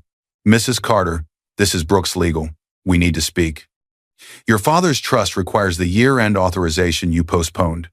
The holding structure can't remain in limbo much longer." Emily closed her eyes. When the message ended, she sat very still. Then she spoke quietly, with certainty. "After Christmas." She placed the phone down, turned off the light, and lay beside Daniel, her face unreadable in the dark. Outside, the calendar moved closer to December, and somewhere between gift bags and polite smiles, the line had been crossed. Christmas was no longer a date, It was a deadline. The front door opened, and the noise hit Emily all at once. Laughter, music, voices overlapping sharp and bright. The house was full, too full. Lights reflected off polished surfaces, glasses clinked, people hugged and talked loudly, as if being heard mattered more than being kind. Emily stepped inside and felt invisible immediately. Not because of what she wore. Her dress was simple, elegant, chosen carefully. She felt invisible because people looked past her through her like she was part of the background furniture. A wife-shaped space, nothing more. Daniel walked ahead of her, already smiling, already in his element. He shook hands, accepted compliments, laughed easily. Margaret and Robert stood near the center of the room, like hosts at a performance, smiling for guests, tracking status, collecting admiration. Margaret noticed Emily last. She smiled, the kind of smile that never reached her eyes. "Emily," she said, lightly touching her arm, "you made it." As if there had been doubt. Robert nodded once in acknowledgement, then turned back to a man asking Daniel questions about work. As usual, Robert spoke to his son, not his daughter-in-law, about money, projects, and future plans. Emily stood beside Daniel, listening quietly. Margaret had insisted Daniel bring someone impressive from work, proof he was climbing, proof the family still mattered in the rooms that counted. Daniel had agreed too quickly, desperate for approval, and whoever the woman was, she had arrived with the confidence of someone who expected to be welcomed. And then Emily felt it before she fully saw it. The woman standing just a little too close. She laughed at Daniel's jokes before he finished them. She nodded as if she already knew the stories. She wore confidence, easily professional, polished, familiar in a way that didn't match co-worker. Daniel's hand lifted automatically, guiding the woman forward with practiced ease. "Oh," he said brightly, like this was normal. "You two haven't met. Emily, this is Claire Monroe. She's the consultant I told you about. Claire, this is my wife." There it was, the name, the role, the lie dressed as introduction. Emily's stomach tightened. Claire's eyes swept over Emily, calm and assessing. Then she smiled. Not warmly, not cruelly, knowingly. "You must be so proud," Claire said softly, just loud enough for Emily to hear. Supporting him from the sidelines. The words were gentle. The meaning was not. In that moment, Emily understood something clearly for the first time. Claire knew exactly who Emily was supposed to be, or rather who Claire believed Emily was. Emily met her gaze without blinking. "I am," she said simply. Claire's smile widened, satisfied like a person who thought she'd already won. The evening moved on, but the tension stayed. When it was time for gifts, Lydia clapped her hands dramatically. "Let's do this part," she announced. "This should be fun." Emily handed over her gift bag quietly. Lydia lifted it, raised an eyebrow, and laughed before opening it. "Oh, this should be interesting." A few people chuckled. Lydia pulled out the gift, thoughtful, modest, carefully chosen. She turned it over, pretending to inspect it like a joke. "Well," she said loudly, "it's cute." The laughter was sharper this time. Margaret stepped in smoothly. "It's sweet of you, Emily. Some women are just better at fitting in." A guest laughed too loudly. Emily glanced at Daniel. He looked uncomfortable. But he didn't speak. Margaret continued, warming to the moment. "Of course, not everyone grows up with the same expectations. Some people marry into opportunities they never imagined." She smiled, lifting her glass. The room leaned in. Emily felt something settle inside her, heavy, cold, clear. This wasn't ignorance. This wasn't misunderstanding. This was permission. Daniel had given it to them every time he stayed quiet, every time he changed the subject, every time he chose peace over truth. Emily's fingers brushed her ring. She felt the edge press into her skin. She looked at Daniel again. He smiled at her then. A small, embarrassed smile, like he was asking her to endure a little longer. Margaret raised her glass higher. "Let's hear it for Emily," she announced loudly, her voice cutting through the music. "Proof that anyone can marry into this family." The room laughed. Not everyone, but enough. Emily stood very still. She looked at Daniel. He didn't stop it. He didn't correct it. He smiled. And in that smile, something inside Emily finally broke free. She felt calm, dangerously calm.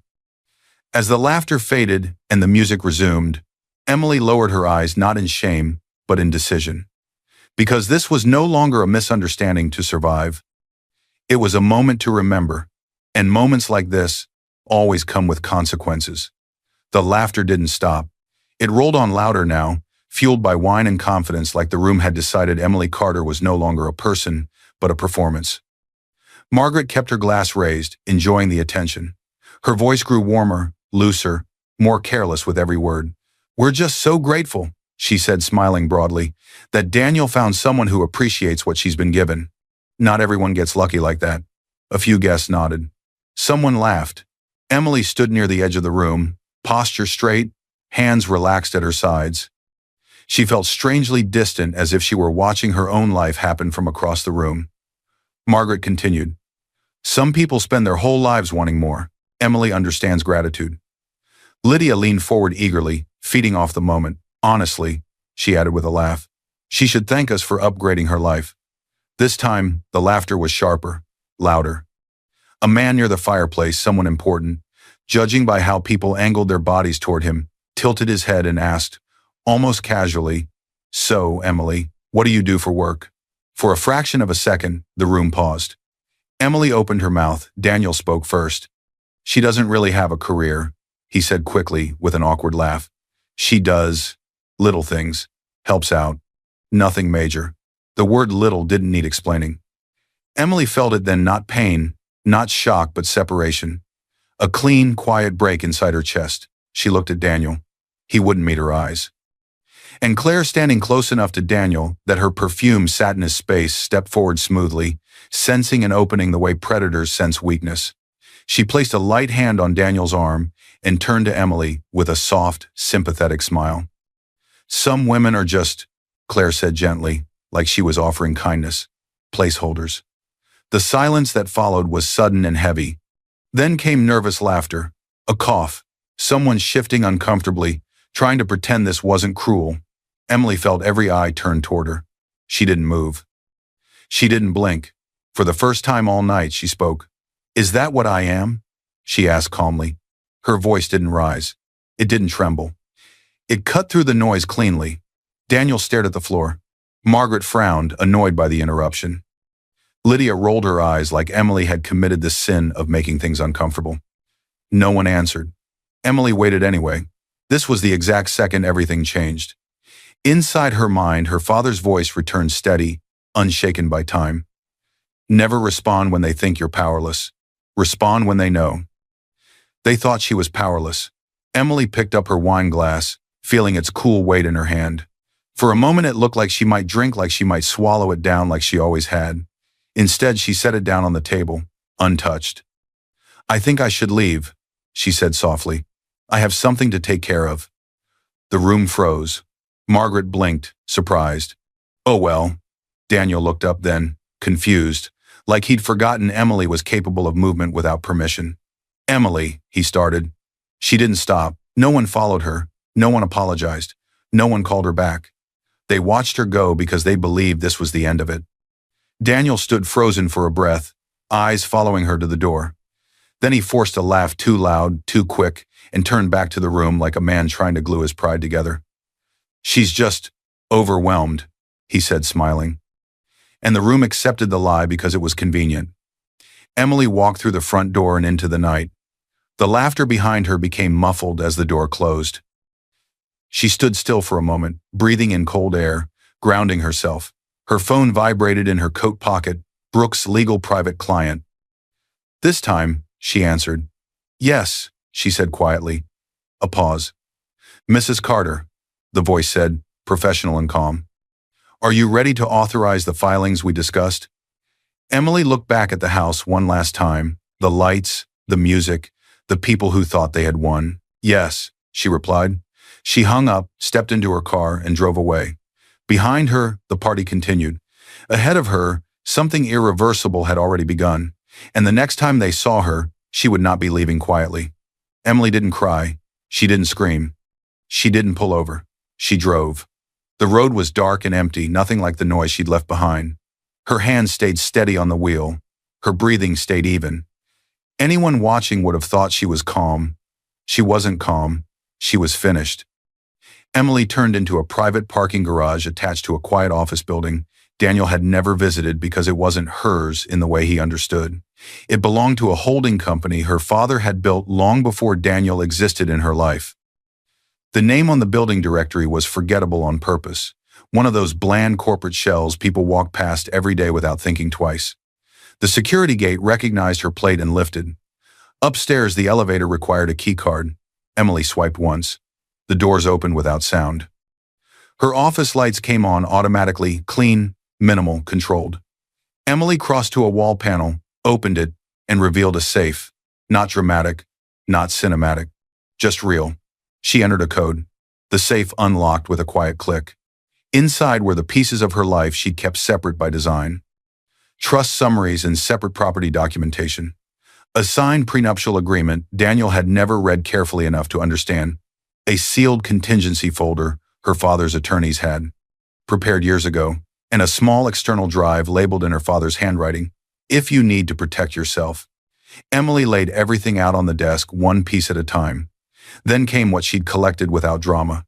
Screenshots of message previews, dates, times. And the part that made this bigger than Heartbreak wasn't a guess, it was traceable. Maya had already been working quietly for weeks, activated the moment Emily forwarded that first screenshot, and Daniel had been careless in the way insecure men often are. Confirmations synced to shared devices, receipts sitting in email, reimbursements saved under file names that assumed no one would ever look, expense records, not assumptions, not rumors, numbers, hotel charges routed through business reimbursement, client dinners on nights Daniel claimed he was working late, a company card used in ways compliance teams were trained to notice because patterns always repeated. A knock came at the door. "Come in," Emily said. A man entered first. David Brooks. He was her attorney trust counsel first, litigation second, early 40s, calm, precise. The kind of man who didn't raise his voice because he didn't need to. Behind him came Maya Lewis, a private investigator with sharp eyes and no wasted movement. They sat without small talk. Emily slid the file across the desk. "This is everything," she said. David Brooks read quietly, page after page. No dramatic reactions, just tightening focus. Maya opened her own folder and added details with professional certainty. "He didn't just have an affair," Maya said. "He got sloppy. He used work cover stories, work money, work access. And Claire wasn't a stranger, she was brought into the same circles as your in-laws." Emily's jaw tightened once. David looked up. "Emily," he said carefully, "this isn't just divorce. This is exposure." Emily didn't flinch. "I know." David tapped the prenuptial agreement lightly. "Your separate assets are protected. Your father designed it that way. The marital assets are another process, but the evidence of financial misconduct gives us leverage," Maya added. "And the company can't ignore this. If Daniel used corporate funds improperly, it becomes a compliance issue. That forces action." Emily exhaled once. "Then we don't threaten," she said calmly. "We document." David nodded. He placed two sets of papers in front of her. A divorce petition and request for temporary orders. A formal complaint packet prepared for the company's compliance office and board counsel, fax only. Evidence attached. Emily picked up the pen. Her hand didn't shake. As she signed, something shifted, not loudly, not dramatically, but permanently. David gathered the pages. "We file tonight. Service happens fast." Maya stood. "And I'll keep verifying. No gaps." Emily watched them move with practiced efficiency. This wasn't revenge. This was protection. And by the time Daniel realized what she had set in motion, it would already be too late. The courtroom doors opened, and Daniel Carter walked in like a man who thought he still had control. His suit was sharp, his posture confident. He nodded at familiar faces, family, friends, business contacts, people who believed this was a marriage issue that would settle privately like everything else. Margaret sat stiffly in the front row, lips pressed thin. Robert sat beside her, arms crossed. Lydia leaned back with forced boredom, scrolling like she couldn't be embarrassed. Daniel wasn't worried. Not yet. Then he saw Emily. She was already seated at the front, calm, composed, dressed simply. Beside her sat David Brooks, legal pad open, files organized, expression unreadable. Daniel's steps slowed. His confidence flickered. Why is she sitting like that? He thought. Like she belongs here. The judge entered. Everyone stood. When the hearing began, Daniel still believed he could explain. Still believed his voice carried weight. David Brooks stood first. For context, he said evenly, Mrs. Carter is the trustee and sole beneficiary of the holding structure established by her late father. Her separate estate is documented, protected, and fully traceable. He didn't insult Daniel. He didn't perform.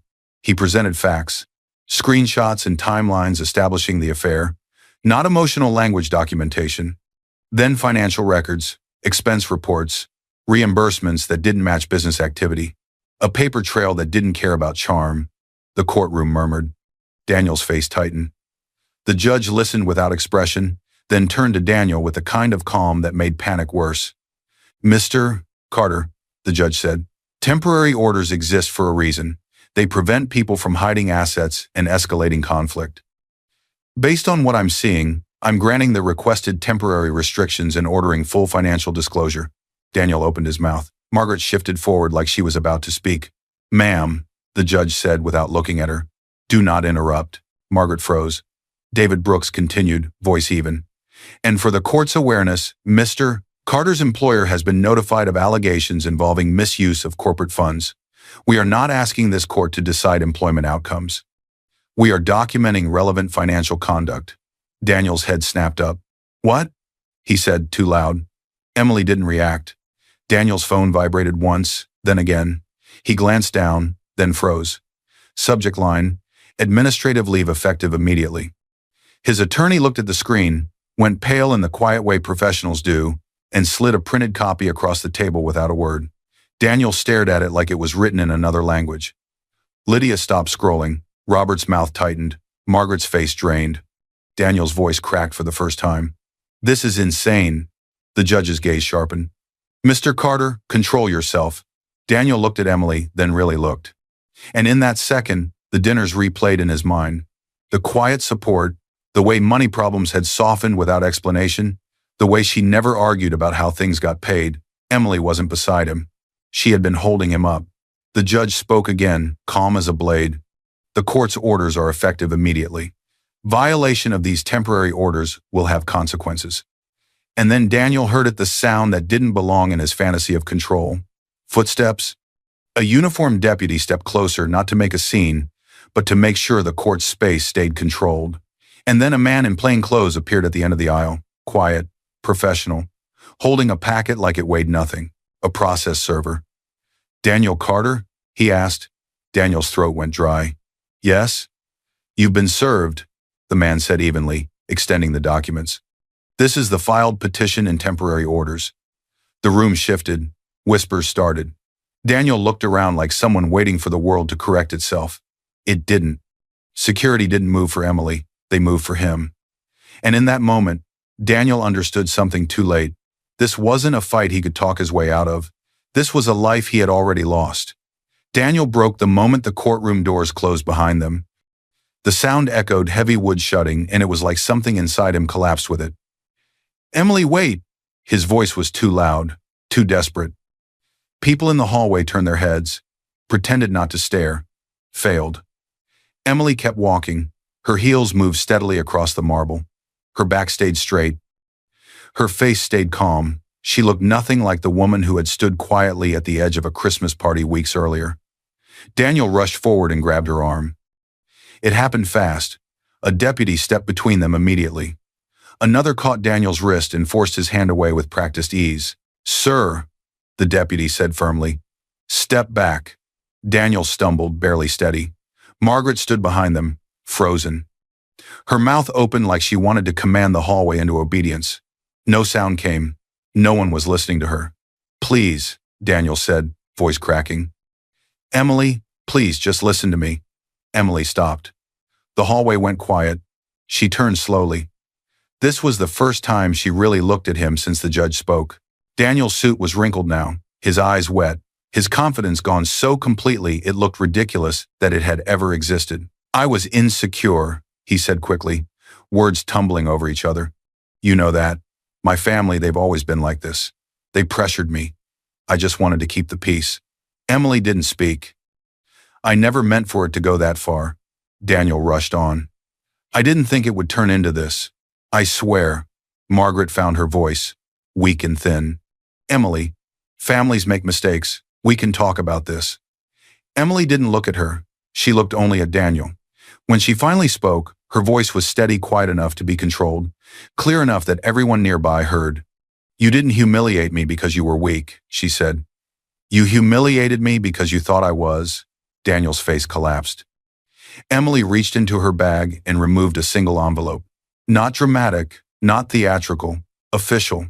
She pressed it gently against his chest. What's that? He whispered. Your copies, Emily said. The petition, the temporary orders, the financial disclosures you're required to provide, and the notice from your employer. Daniel's hands shook as he opened it. He didn't need to read every line to understand what it meant. This wasn't a fight, it was a process, and it was already moving without him. No, he whispered. Emily, please. He sagged, knees weakening like his body couldn't hold the truth. The deputy's grip tightened. Sir, the deputy said firmly, step back, now. You are not to touch her. Daniel looked at Emily one last time, begging. Broken, small, Emily didn't answer.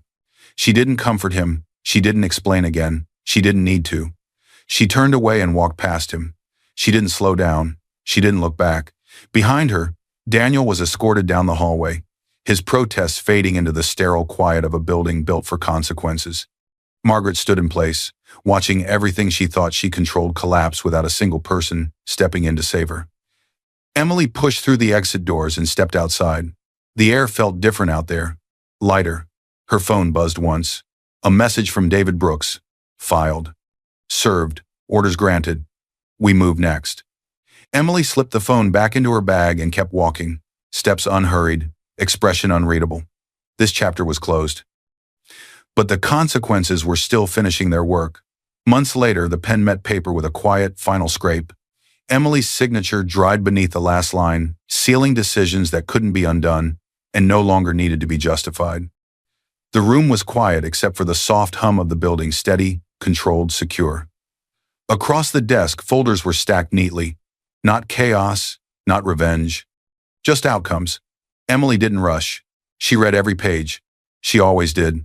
This was her office, now fully hers, without apology. Bright lines, minimal design. No personal photos, no reminders of a life that had required her to shrink. David Brooks sat across from her, calm as ever. He slid the final document forward.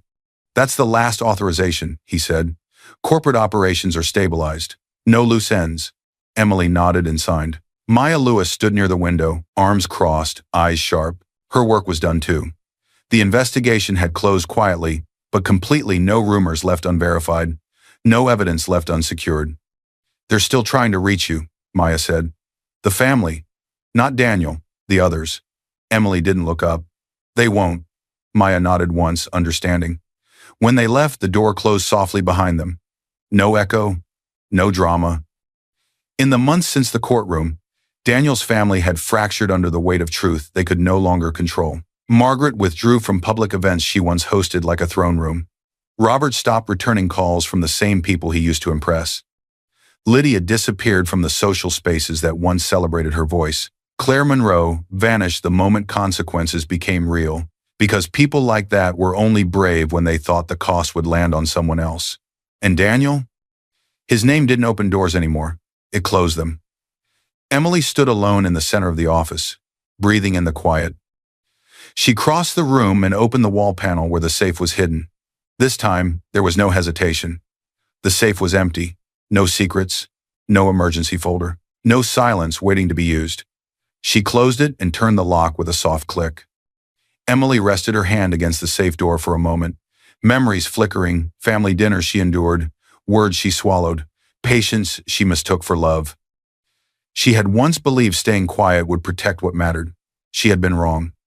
She walked to the window and looked out, not searching for anything, just seeing clearly. Her reflection in the glass looked different now. Not harder, just whole. In her mind, her father's voice returned not as warning, but reassurance. You don't owe anyone your silence. Emily smiled faintly. She turned off the lights, picked up her coat, and walked out without looking back. Outside, the evening was calm, ordinary. exactly how she liked it. As she stepped forward, she thought not with anger, not with regret, but with clarity. They thought humiliation would make me small, but all it did was remind me who I was before I chose silence. She kept walking, because the truth was simple. Never mistake kindness for permission. And somewhere behind her, a door closed quietly for good. I hope you enjoyed watching this story as much as I enjoyed creating it. Like, share, and comment on the lessons you've learned. Let me know where you're watching from in the comments below. I'll see you in my next video.